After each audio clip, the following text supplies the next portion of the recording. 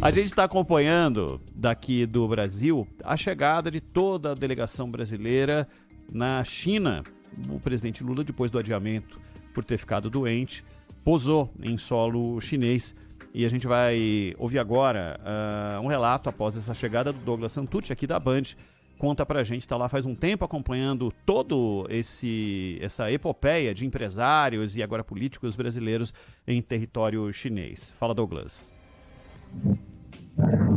Oi, pessoal. O presidente Lula chegou sim na China, mas passou reto pela imprensa, não parou para conversar. A assessoria dele disse que ele estava bastante cansado e se parasse iria falar muito, e tem uma coletiva marcada para amanhã, quinta-feira, às 10 horas da manhã, após o primeiro compromisso de Lula por aqui. Ele participa da posse de Dilma Rousseff como presidente do novo Banco de Desenvolvimento, conhecido como Banco dos BRICS. Na sequência, Dilma e Lula atendem a imprensa brasileira e chinesa. Depois, na quinta-feira ainda, Lula tem reunião com empresários chineses ainda aqui em Xangai. À noite, viaja para Pequim, porque na sexta-feira a agenda está cheia. Vai ser recebido pelo primeiro-ministro da China, pelo presidente da Assembleia Nacional da China e também, é claro, pelo presidente Xi Jinping. Muitos temas para serem falados, inclusive a assinatura de 20 acordos políticos, comerciais, nas áreas de infraestrutura, transição energética, desenvolvimento sustentável e também, é claro, negociações. Pode ser que o Brasil assine alguns acordos de intenção aí importantes, de investimentos chineses na infraestrutura brasileira. Essa é a expectativa. Lula também vai se encontrar com empresários em Pequim, vai visitar a sede da Huawei, a empresa de tecnologia, e atende a imprensa no final do dia. No sábado, segue viagem para os Emirados Árabes Unidos e no domingo somente chega ao Brasil. Ele janta nos Emirados Árabes Unidos com autoridades locais. Então, aqui no hotel de Lula, a movimentação foi intensa, mas a chegada bastante rápida. Tinha uma banda ali esperando o presidente e ele passou, deu oi para todo mundo, mas passou reto. Os ministros também que o acompanhavam não conversaram com a imprensa. Dilma Rousseff foi e já saiu do hotel, já que ela está morando aqui em Xangai, mas amanhã todo mundo deve conversar então com os jornalistas para apresentar as novidades e o que já foi negociado e o que está garantido, de avanços nessa visita do Brasil aqui na China. Valeu, Douglas. A partir da China, a comitiva do presidente desembarcou em Xangai. A ex-presidente Dilma estava ali no fim da escada do avião presidencial. E logo atrás de Lula, Zaidan, desceu o Rodrigo Pacheco. Estava com a cara amassada, porque a viagem não é brincadeira, A viagem para a China não é brincadeira. Mas ele tinha sido convidado e aceitou o convite para acompanhar essa parte mais política e mais nevrálgica da viagem à China, que se tornou uma longa viagem à China com objetivos distribuídos ao longo aí de praticamente 3-4 semanas.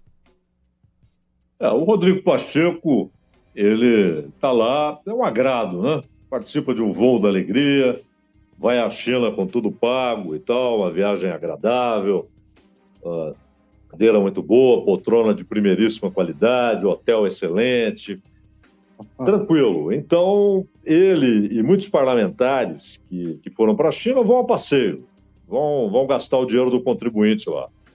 Agora, os ministros não, os ministros e os governadores que foram, eles têm negócios que podem ser desenrolados, Alguns estão bem enrolados. O Haddad, por exemplo, ele coloca uma dificuldade a mais com essa história da taxação em cima de produtos que são comprados ali pela internet, Então, há muita coisa que vem da China nesse tipo de comércio eletrônico. Então, e ele está falando de uma taxação, não é nem a taxação em si, é o percentual que chega a 60% em muitos casos. E ele está levando esse abacaxi, não é um assunto importantíssimo, não mexe com os principais negócios que interessam à China. A China quer saber se o Brasil vai entrar na nova rota da seda. Como a Argentina entrou e já recebeu a garantia de alguns bilhões para modernização e, em alguns casos, viabilização da sua rede ferroviária. A Argentina ela entrou num colapso financeiro tal que ela não consegue garantir manutenção básica de serviços públicos, né? Então, esse dinheiro da China vai ser importante também para o metrô e para a rede ferroviária e para a infraestrutura na Argentina. Muitos países da África, da Ásia já entraram nessa rota e a China quer saber se o Brasil entrará. Isso facilitaria a liberação de dinheiro para investimentos no Brasil, inclusive em infraestrutura. O Brasil que carece terrivelmente de investimento em infraestrutura, em saneamento básico principalmente, mas também em rede de armazéns, em estrutura portuária, estrutura rodoviária. As estradas brasileiras, aquelas que não têm pedágio, as federais, onde não há pedágio, elas são ridículas, né? Como se não houvesse imposto, como se o brasileiro já não pagasse um caminhão de impostos para que a estrada seja pelo menos trafegável, para que não haja crateras. E nem isso o Estado consegue garantir.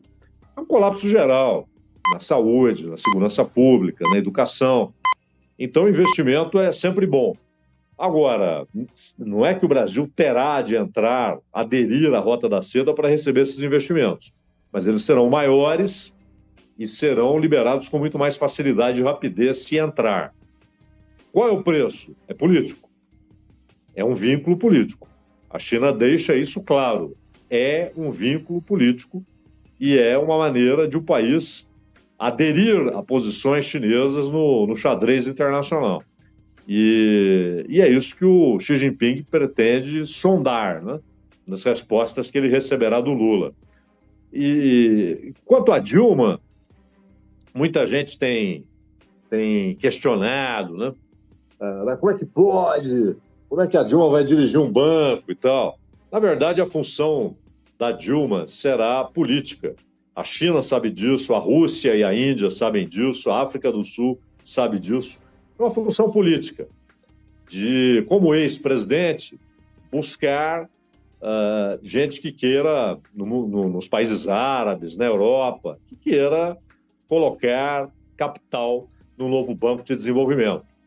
Cada país tem 20% do capital geral do banco. O Brasil já usou 5 bilhões do banco, a China usou 8 bilhões do banco, mas a administração financeira é técnica. Não é a Dilma, ela é técnica.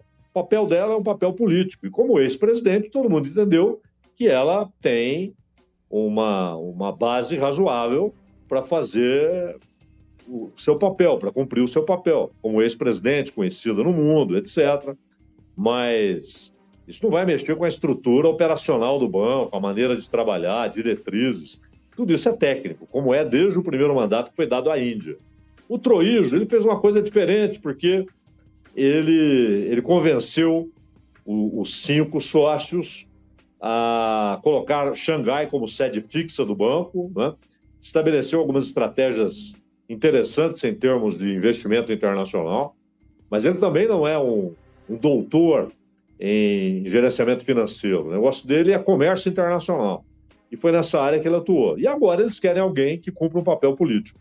É um mandato, restante de mandato, né? Só até julho de 25, então não vai afetar em nada aquilo que já está planejado para o novo Banco de Desenvolvimento. O Lula prestigia a Dilma, quinta-feira tem encontro com o primeiro-ministro, com lideranças parlamentares, né? Inclusive com o presidente do parlamento, mas o motivo da viagem é o que vai acontecer sexta-feira, é o tete-a-tete com o Xi Jinping, né, Ronaldo? Zaidan, sabe o que eu fico pensando, e talvez possa estar no imaginário das pessoas, num mundo tão conectado como o que a gente está vivendo, e essas decisões a serem tomadas, quanto de decisões, como essa da Rota da Seda, ou em algo que tenha a ver com a guerra da Ucrânia, ou algo que tenha a ver com as relações da China com Taiwan e, por consequência, com os Estados Unidos, o que não está decidido que precisa ou que pode ter uma decisão num tete-a-tete,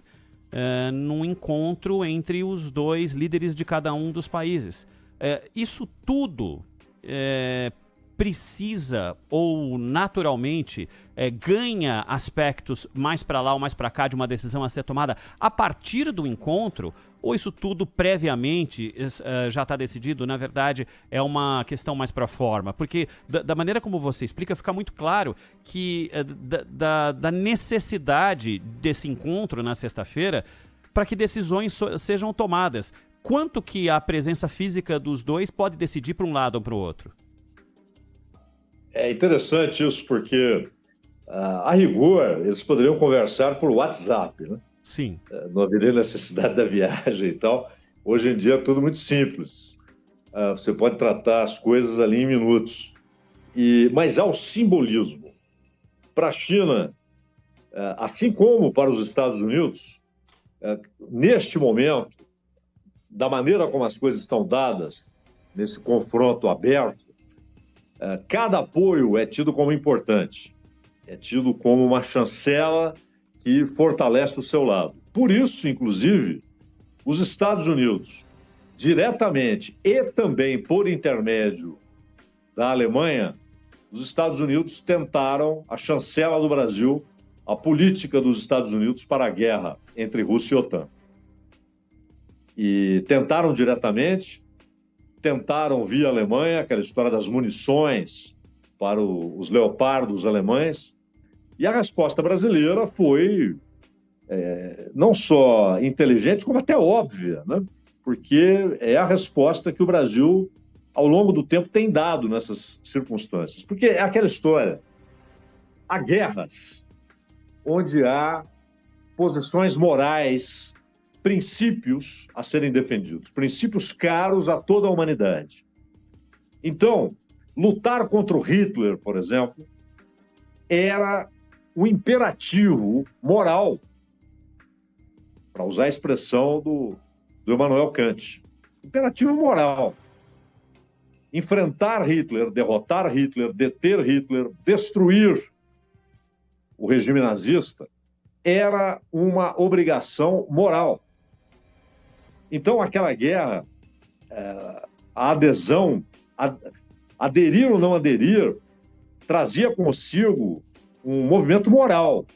Se você tentasse se mostrar indiferente, neutro, era uma posição com suposta amoralidade, mas que, na verdade, era imoral. Porque havia um princípio a ser defendido ou um conjunto de princípios caros à humanidade. Não é o caso agora. Até porque a China é um regime totalitário, uma ditadura totalitária. A Rússia é uma autocracia. Mas o Ocidente perdeu a sua base moral para questionar tudo isso. A política externa dos Estados Unidos tornou-se uma política criminosa. E interna também agora. Bom, nesse momento há uma investigação no Congresso por que o FBI anda plantando agentes em templos católicos e trabalhando, inclusive, contra missas em latim, quer dizer, e dizendo que tenta conter radicalismos. Ou seja, isso é a ação de um Estado totalitário, só que é o totalitarismo brando, né? É o totalitarismo com cara de democracia, mas que, na verdade, rompeu com os princípios elementares da democracia. Hoje, nos Estados Unidos, há um amplo movimento de censura. Isso está acontecendo no Reino Unido, no Canadá. Aliás, outro dia eu achei engraçado, o Macron usou uma expressão que nós havíamos usado aqui, Ronald. Na visita que ele fez à China, ele disse que a França não será um Estado vassalo dos Estados Unidos. E a gente havia dito aqui, e reiteramos, que o Canadá, o Reino Unido, toda a União Europeia, a Coreia do Sul, a Austrália, eles se transformaram em estados vassalos de Washington, né? E isso forma um bloco muito poderoso, militarmente muito poderoso e economicamente muito poderoso. Mas o BRICS, para a gente ter uma ideia, a participação dos países que formam o BRICS no PIB mundial, ela é hoje maior do que a do G7. Claro, os Estados Unidos e a China pesam muito de um lado e do outro. Mas o PIB do G7 hoje está em torno de 30 trilhões. E o PIB do BRICS, 31 trilhões e 500 bilhões de dólares. Ou seja, também economicamente há um equilíbrio. Militarmente há um equilíbrio. Embora a OTAN seja uma máquina de guerra por causa dos Estados Unidos, obviamente. Os Estados Unidos têm, individualmente, a maior força militar que a história humana conheceu. Isso é indiscutível. Só que o poder de destruição da Rússia é idêntico, porque tem armas nucleares com a mesma capacidade de devastação e destruição. Então, não há o imperativo moral desta vez. Este lado aqui tem de ser derrotado, porque esse lado aqui representa um regime criminoso contra a humanidade. Aquilo que houve de 39 a 45 não se repete agora, mas as pressões serão muitas, né, para que o Brasil tome posição. Isso ao longo do tempo, durante o governo Lula, depois do governo Lula, isso vai permanecer e vai se estender por muitos anos. E não será fácil tentar manter apenas a ideia de não, eu vou cuidar dos meus interesses, negocio com todo mundo, e iniciativas como a Rota da Seda e como a formação de um bloco que vai além de comercial e econômico no BRICS, mas um bloco político e militar, e do outro lado, a transformação do chamado bloco ocidental também num bloco político, ideológico, militar, vai deixar pouca margem para não alinhados, né, Ronald? Vai deixar, Zaidan. E quando você fala dos países que não querem ser vassalos, como falou o Macron, importante também lembrar daqueles que, se não são vassalos, são coniventes com determinadas decisões e se portam como pequeninos, né? Como aconteceu com a Alemanha na questão do gasoduto, de simples aceitação daquilo que Washington disse que deveria ser feito, né? A União Europeia virou um Estado vassalo, né? E a Alemanha, com o Olaf Scholz, perdeu o brio, né? Perdeu a capacidade de falar com soberania, de maneira altaneira, perdeu completamente. Aliás, ele está sendo investigado agora, né? Por supostos malfeitos, não a partir não desde a sua condição, né, de chefe de governo, mas antes. Mas o fato é que a Alemanha, e o que aconteceu com o Nord Stream 2, o mais importante repórter, isso que vão chamar de investigativo, acho que todo repórter de certa maneira né? Mas aquele que é tido como o mais importante repórter investigativo dos Estados Unidos, desde a Guerra do Vietnã, ele trouxe evidências, assim, fortíssimas de que os Estados Unidos e o Reino Unido destruíram o Nord Stream 2, né? Atacaram o Nord Stream 2 com uma explosão, e a Alemanha não se manifesta, pelo contrário. Quando os Estados Unidos, diante dessa revelação, jogaram a bomba para a Ucrânia, dizendo não, foi a Ucrânia. O que fez a Alemanha? É verdade, foi a Ucrânia. Quer dizer, perdeu completamente a capacidade de dialogar no mesmo nível, de dizer não concordo. Virou um Estado vassalo, né? Simplesmente cumpre as ordens que saem de Washington.